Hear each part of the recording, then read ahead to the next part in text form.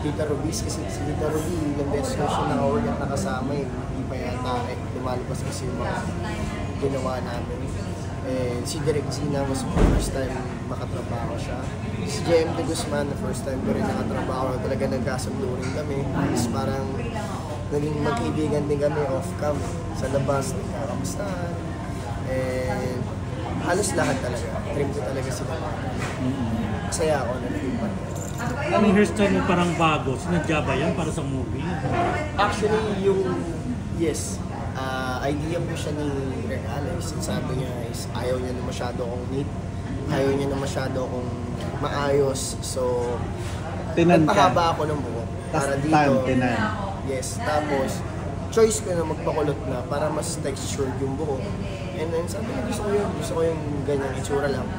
Hanggang sa nag-start na kami mag-shoot. Ayan, hanggang sa eto pa rin siya, hindi pa rin nawawala kahit pa.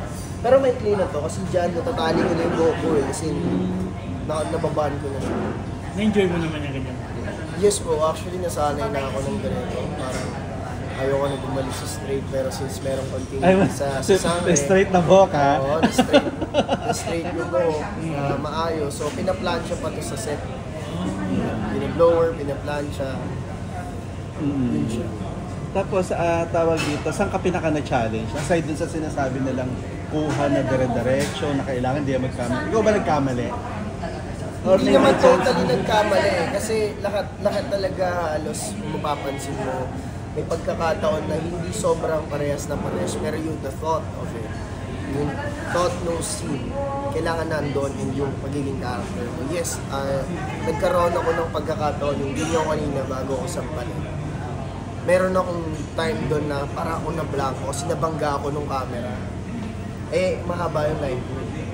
Umiikot yung camera, nabangga ako nung line.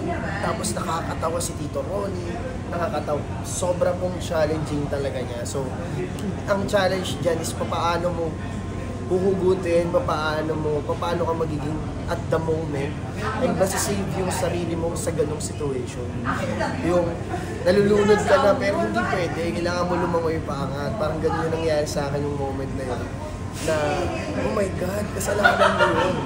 Kapag ka nagkamali ka dito, uulit tayo ulit sa simula, so I have to be, parang clever, parang masave mo yung sarili mo sa situation na ikaw yung magiging reason kung bakit uulit sa simula. So parang hindi mo kasalanan nung nakabangga sa'yo? Hindi naman, kasalanan ko rin yun kasi sa sobrang nervyos talaga.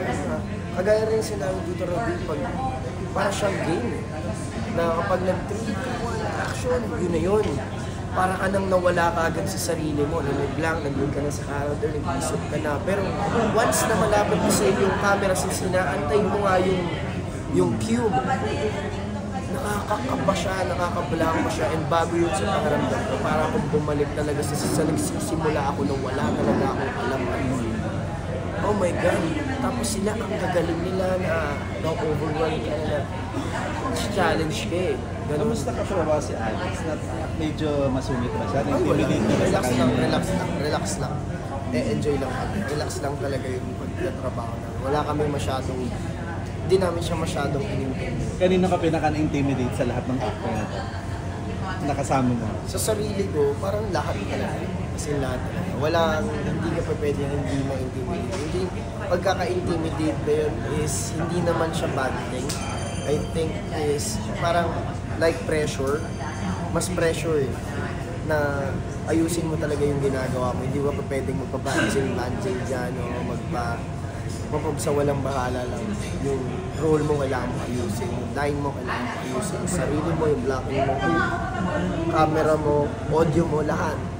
Yes, kumbaga, obligation mo din as an actor, yung responsibility ng director sa ganitong klaseng proyekto. Kasi lahat din kailangan mong isipin.